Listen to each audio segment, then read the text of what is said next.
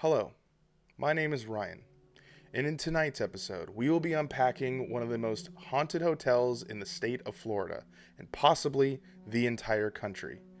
Now, sit back, relax, let's dive into the fables, and let's dive into the facts of the Biltmore Hotel.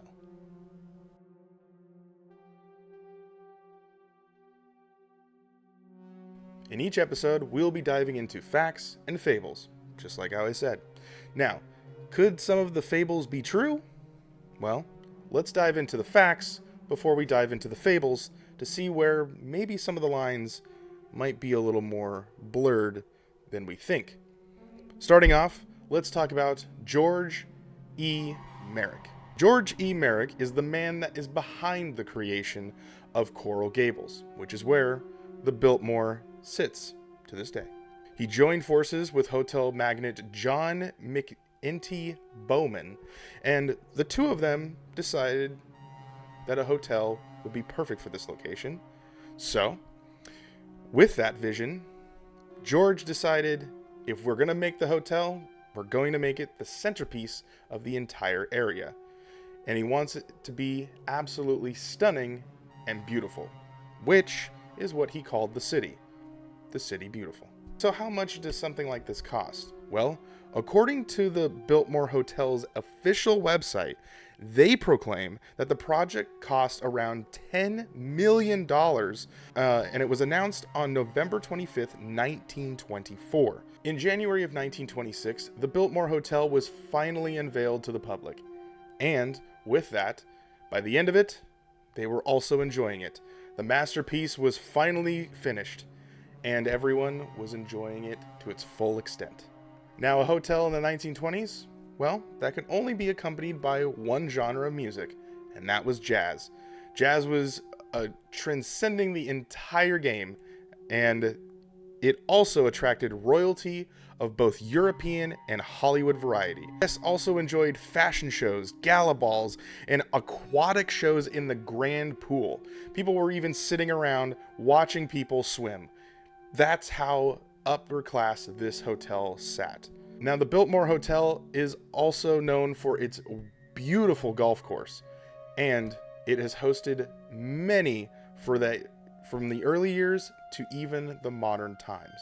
During the war times, for example, World War II, the Biltmore was kind of reused in not just a, hey, let's take the kids down to Florida and enjoy our stay at the luxurious resort. They were repurposed for an Army Air Force hospital. And in that time, also the early site for the University of Miami's School of Medicine. Named as a Veterans Administration hospital until 1968. But then something happened. The doors finally closed. For a moment.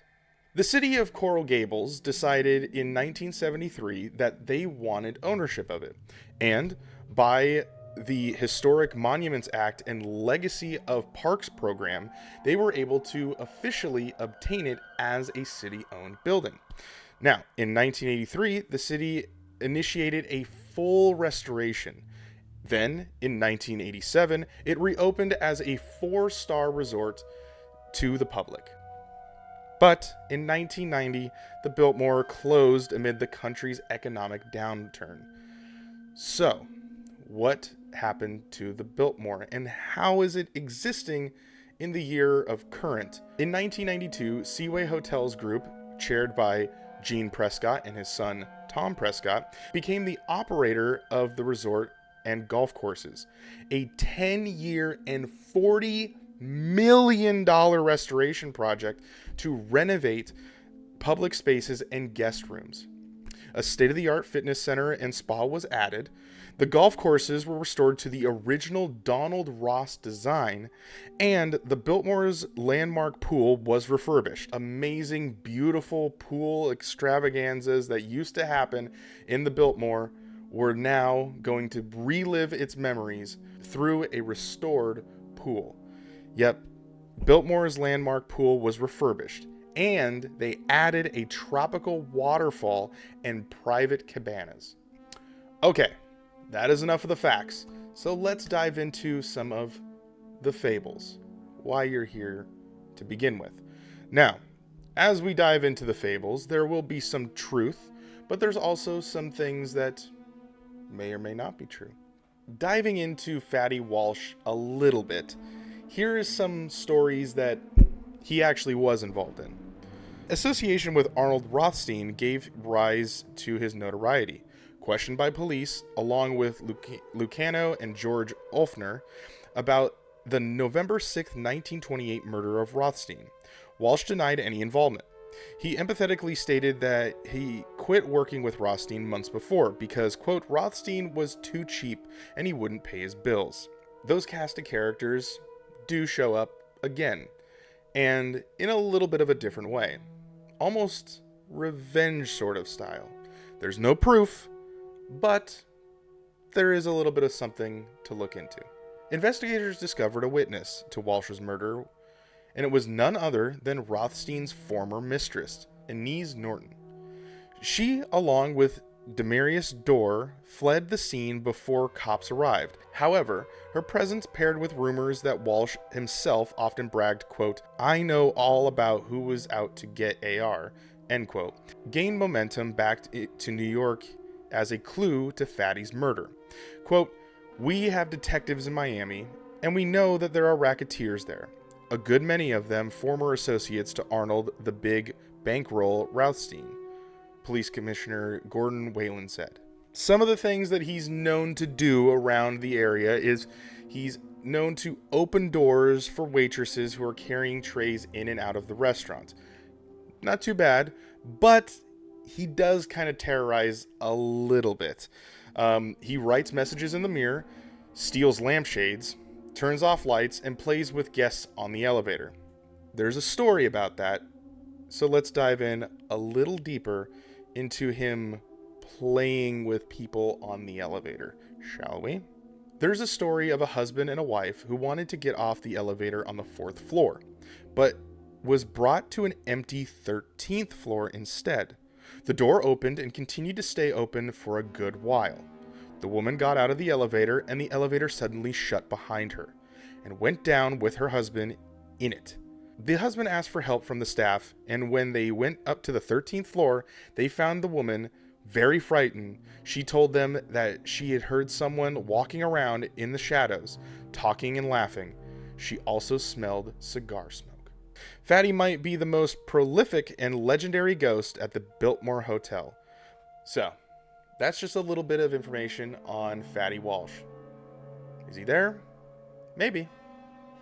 But it seems that a little bit of revenge, and if it has something to do with a little bit of a revenge from a lover, there might be a reason why Fatty Walsh decides to terrorize the women of the hotel.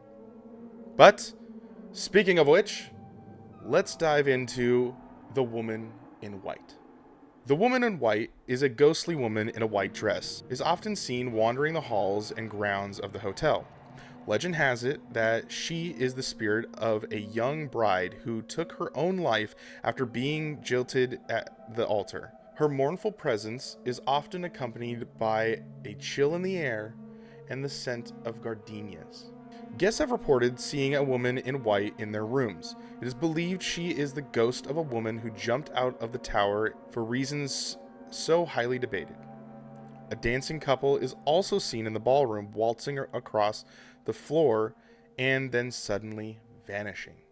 Could this couple have been maybe the left 4 couple? Maybe this is the husband that went off and found another lover, and therefore the lady in white is still wandering the halls. Maybe it's the alternate timeline that she would have had if she had not been left at the altar.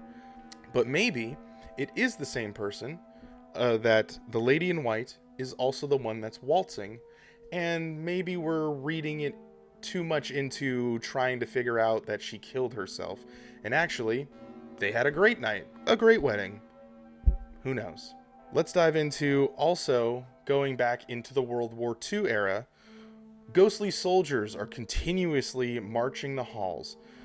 Now, because it was used as a veterans hospital and World War II had used it as a Army Air Force hospital, several sightings of soldiers have also transcended the halls. Another frequently reported apparition is that an elevator operator who is seen dressed in an old-fashioned uniform. Guests have described taking a ride with this spectral figure, only to find the elevator empty upon reaching their destinations. From mobsters to war heroes to a lady in white, the Biltmore houses several ghosts, and it also holds several historical facts, from it being a Army Air Force hospital to it being a centerpiece to an entire city. It is, without a doubt, one of the most amazing hotels in the state of Florida. Will you be staying at the Biltmore Hotel anytime soon? Leave it in the comment section below on any of the social medias. And if you're watching this on TikTok and Facebook, make sure you head over to YouTube and check out the full episode that is posted in its entirety. Thank you so much, and I hope to see you guys in the next episode while we unpack more fables. Thank you for watching.